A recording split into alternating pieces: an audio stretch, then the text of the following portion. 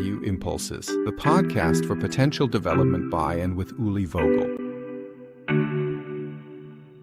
A warm welcome, dear listeners, to our episode today entitled Disruptive World of Work, the Baby Boomer Generation on the Path to Retirement.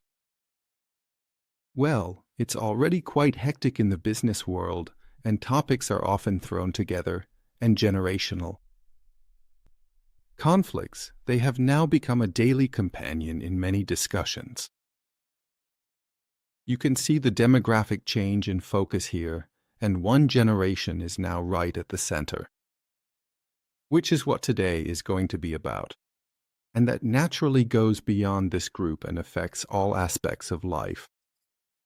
And the values that prevail here are of course important to us, and what influence they have. Yes, the largest birth cohorts of all time are now making their way towards retirement. And well, what values have shaped this generation at work, but also in their free time? And are there really such big differences to the subsequent generations? I want to take a bit of a look at that.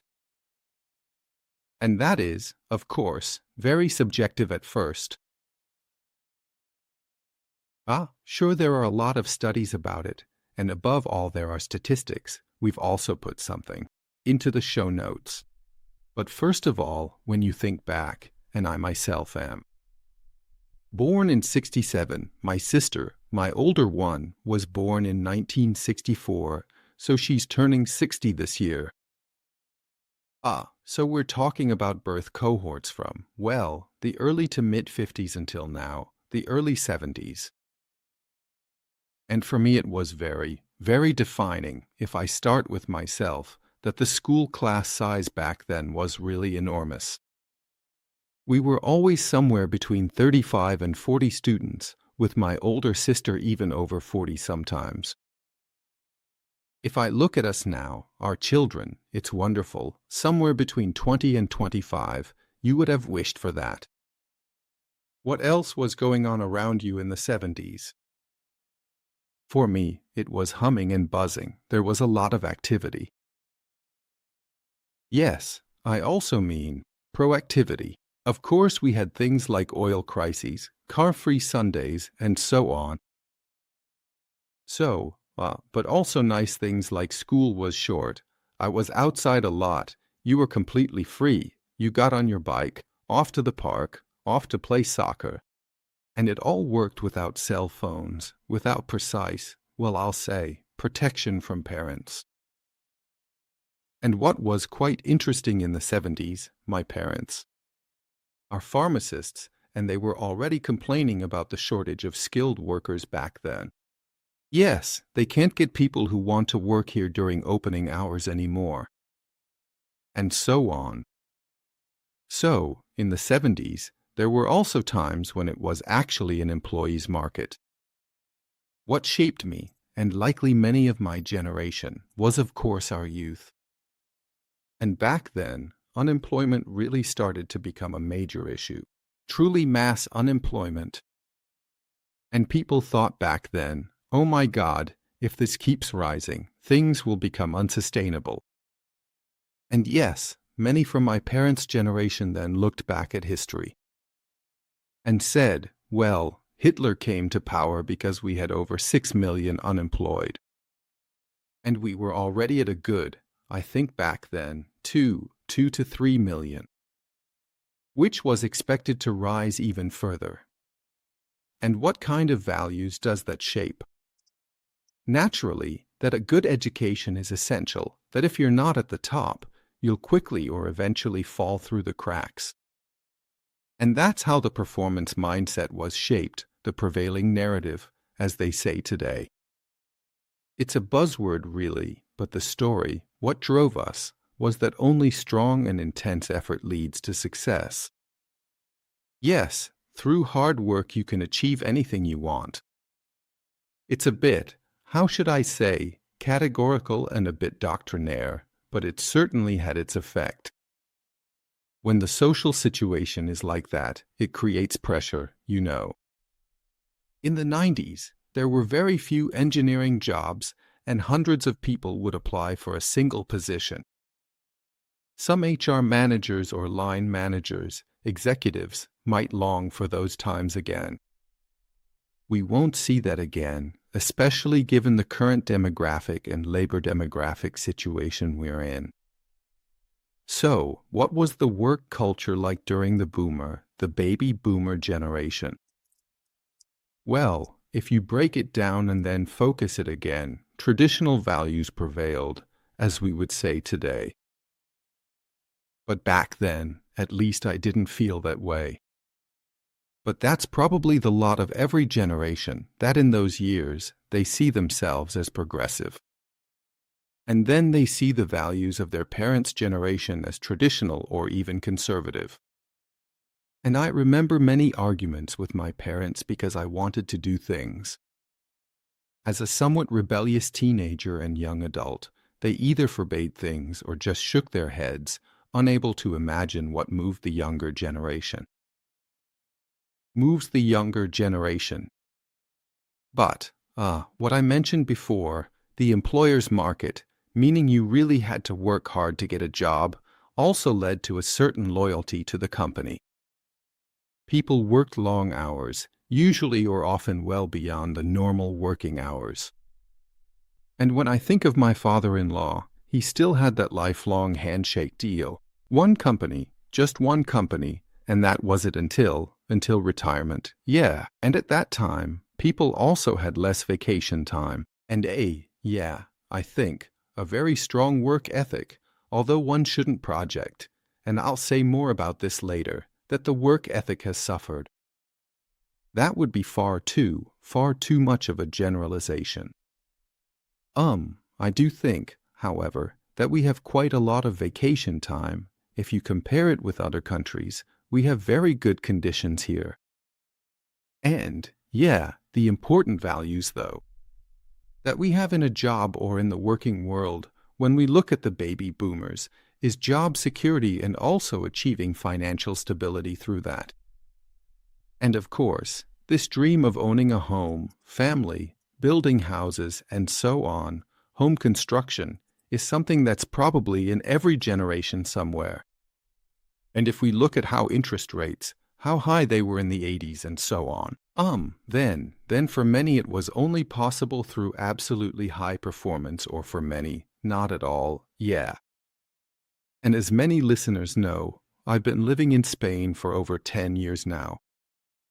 And there, not looking at the baby boomers, a little excursion into the generation, of the 20 to 40-year-olds now, where you clearly say they are the big losers owning a home. That's just not in the cards at all. So in Spain, the baby boomer generation that is retiring now is actually a very privileged one.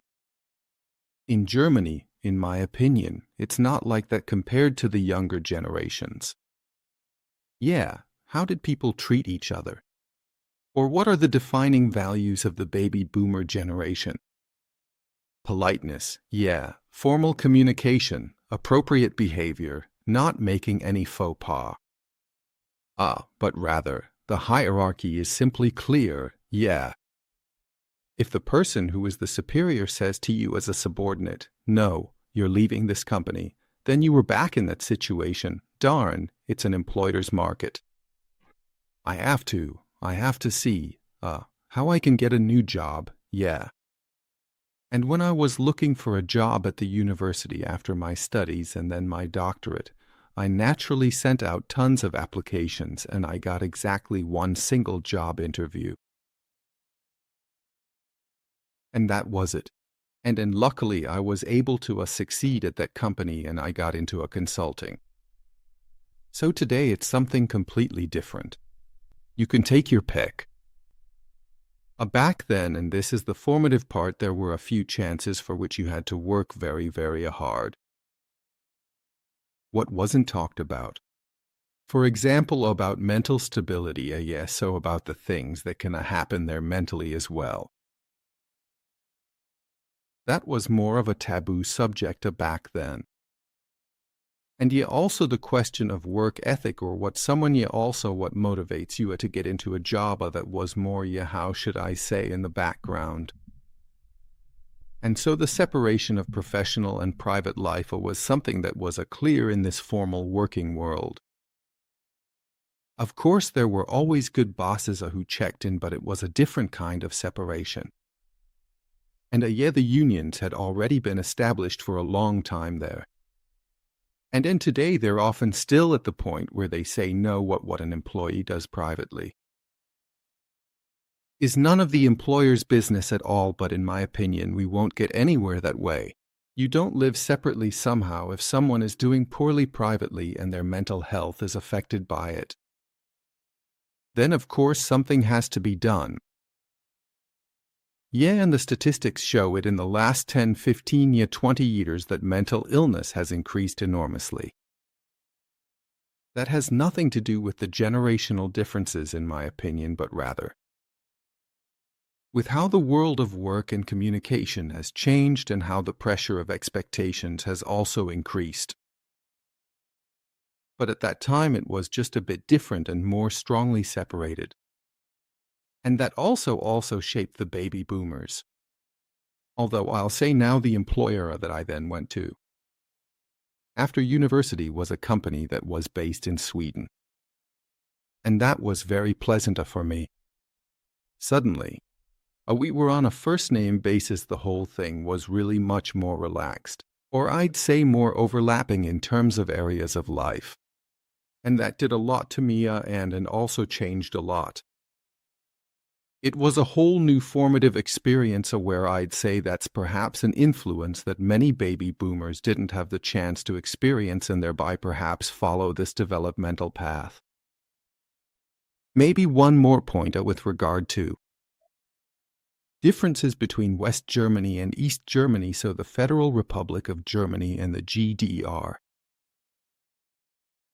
Most obvious to me, they just had children very, very much earlier. Were allowed to have them, were supposed to have them however you want to put it, wanted to have them, because of course you then also got a claim to an apartment and so on, and because of that then just a bit later. People in their 40s could already say, my kids have moved out, they're already independent. That was significantly different in the West. And that, of course, shaped a different image as well. Regarding the role of the mother, where I think we're still very backward. Decades ago, it was always perfectly clear for the Netherlands, Belgium, France, Denmark, the Scandinavians, that the mother can go back to work 6 to 8 weeks after giving birth, and that the infrastructure is created to make that possible. We're still really backward in that regard today. There's no other way to put it.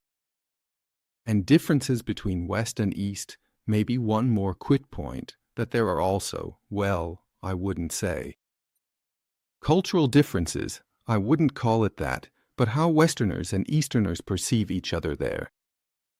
There's still, this transformation stress, to put it that way, even today. And just in the last few weeks, I heard another interview with an expert saying that certain values are still positioned differently there. And that, this separation, this decades-long separation, hasn't actually been overcome everywhere yet. But now I'll move on to a second point, namely the baby boomers. They have a very, very large wealth of knowledge, which means that if millions of them leave the labor market, then that's naturally a problem. How do we manage, so to speak, the challenge of transferring this wealth of knowledge effectively to subsequent generations? So, perhaps the question is, what approaches do the baby boomers themselves take in transferring knowledge to the younger generations?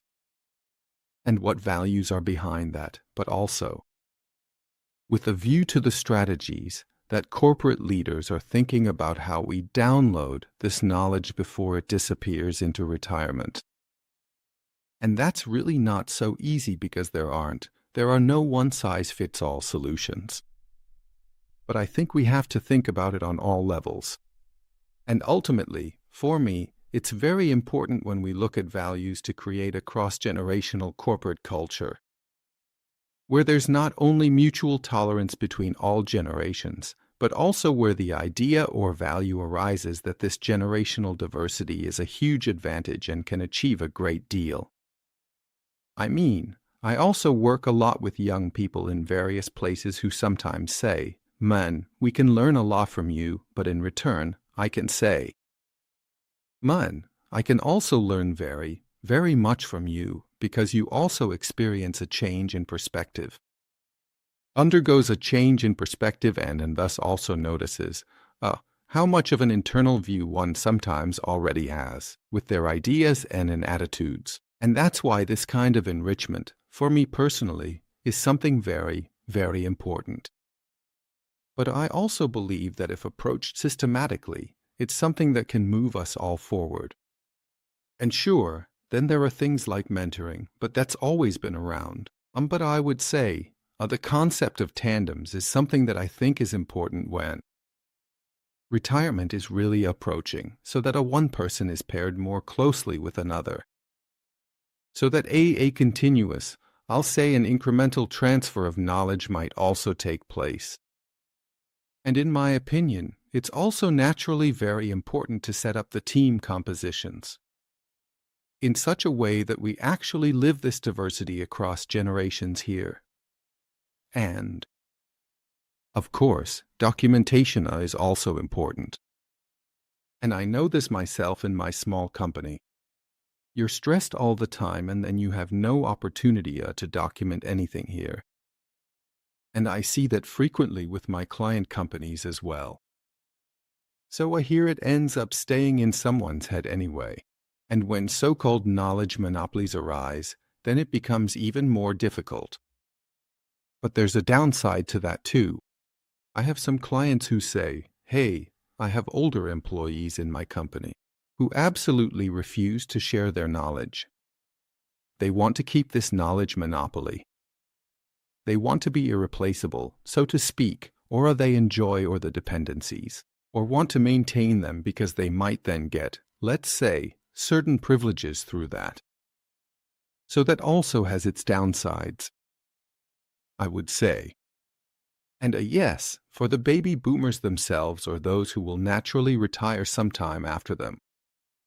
This concept of lifelong learning is actually something for me. It's been around for a long time, which I've internalized myself, but which needs to be internalized. Because with the exponential, I'll say a knowledge explosion, you could maybe call it that. So what with all the knowledge we have, we shouldn't believe anymore that an apprenticeship, a degree, or whatever here, that's enough. But we actually have to always carry out of this increase in knowledge in parallel. And sure, there are also a lot of cliches. I'd like to address those too. Or stereotypes that you encounter in everyday life and that are then also frequently propagated and passed on in the working world, that this young generation is totally pampered. And they supposedly have to and also don't want to achieve anything and so on. And that we still had to slave away for decades and so on. Slaving away for decades and so on, and they have no idea what all we've done. So, I step in immediately now and say, okay, folks, that's a blanket judgment that you just can't make like that. And I see it quite differently, by the way. I said before, I deal with young people a lot. For example, in the company, I've always used working students right from the start. And maybe two examples from my field. A really young student who managed, almost single-handedly, we maybe looked at it once or twice, to acquire funding in the mid-5-figure range for our company. To actually secure the research allowance from the Federal Ministry for Economic Affairs and Climate Action. Or another student who built a complete course in the field of personnel diagnostics. With videos, with everything needed so that, we can offer it to people in companies or even consultants or coaches. so they understand personnel diagnostics exactly and can also apply it correctly. Of course, the labor market has shifted, totally in favor of employees. But I always say that's actually not so bad because then employers have to make an effort and can't just stick to their attitude, where many companies, it must be said, still have a long way to go, where it's still so hierarchical, so I'll say formal, also so slow and also so inflexible that it can really become dangerous for these companies if the employees suddenly start running away in droves. And maybe just briefly, age discrimination is often mentioned there too. Yeah, I'm just a man. And white too, and old too, and then nothing works. I don't see it that way. So, just 2 weeks ago, I had something on my desk again where someone asked me, not to fill a position, but if I knew someone, so to speak. I'm not active in recruitment or placement, but of course, I know a lot of people. And the statement was actually exactly the opposite. Yeah, we have a very young team, but for this position, we'd actually like someone experienced, so 55 plus, if possible, would actually be a very good option there. And I call that a modern approach in that case, yeah, and having a really good team composition, even in management. So, conclusion, otherwise it'll get too long. So, we have the situation right now, 45 million people in the labor market in Germany. By 2030, it's supposed to be under 5 million, under 40 million, so more than 5 million fewer. So it must be said, this has an impact on our economic growth, which we're seeing right now. And the projection is that in the next decade, the productivity growth per year will remain in a minimal range, so in the low single digits. Compared to previous decades, this is, to put it clearly, dramatic. Why? Because it actually has a direct impact on our prosperity as well. And of course, with so many older people, there are also great market opportunities. And I think they're being used for the so-called Silver Society. But we can't avoid it, in my opinion, through robotics, which simply takes over much more manual work from humans, but especially through artificial intelligence, which really represents an industrial revolution. Yes, the machine age took manual labor off our hands or perfected it in a way we could never do by hand. And artificial intelligence won't take over our thinking entirely, but large areas of thinking where we use our capacity for things that AI can do better, so that we can focus on what makes us human or what only we can do. And that's actually a very sensible delegation of tasks if we do it that way. So, I wanted to shed some light here on this. Disruption in the working world due to the retirement of the boomers, the baby boomer generation. In the next episode, I'll have Bertram Casper as a guest, who deals extensively with the Silver Society or with older people, specifically those over 60, with a great podcast of his own called Aging with Serenity. So I think that'll be something very interesting. And then maybe also a reference to a future episode. We might even extend it to 3 episodes that I'm doing with our working students to look in the other direction. And to say, what values do you have there? What's similar to our generation? What moves you? And we're doing that across generations to the very young generation. And now finally, maybe something from my side. It would be really nice if you'd write to me about what you think of one episode or another, or comment on it. I was very happy about a comment this morning. Usually it's under the relevant LinkedIn post. I also post every single episode, so to speak. But also feel free to reach out at www.profilingvalues.com. There are ways to write to me. I would be very, very happy. And now, a very big thank you for joining us once again until the very end of this podcast episode. I'm already looking forward to next time. Bye-bye.